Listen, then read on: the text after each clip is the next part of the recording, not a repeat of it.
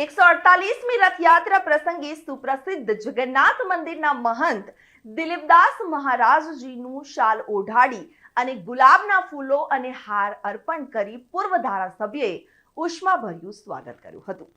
148મી રથયાત્રા કોમી એકતાના માહોલમાં શાહપુર વિસ્તારમાંથી પસાર થઈ તે દરમિયાન છેલ્લા 37 વર્ષથી પરંપરા અને નિભાવી પૂર્વ ધારાસભ્ય ગ્યાસુદ્દીન શેખ દ્વારા જગન્નાથ મંદિરના મહંત દિલીપદાસ મહારાજ અને રથયાત્રીઓને મોમેન્ટો અર્પણ કરી શાલ ઓઢાડી ફુલહાર સાથે શાંતિના દૂત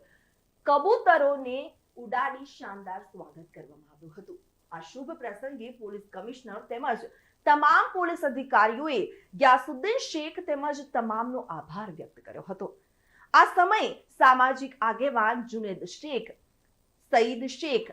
યુસુફ માર્ટિન, પૂર્વ કાઉન્સિલર મોનાબેન ભૂપેશ પ્રજાપતિ, રમેશ રાઠોડ, પ્રકાશ માણિયા, માજીદ ઠાકોર, ભૂરાબાપુ, મિલન શાહ, પકાભાઈ દાસ, બ્રિજેશ શર્મા, ઈશાક બોર્ડર, પપ્પુભાઈ,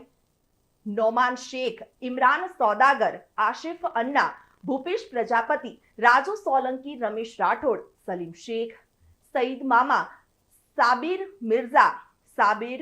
દુધેશ્વર, મેયુ અજમેરી, અરસલાન શેખ, સમદભાઈ લિયાકત,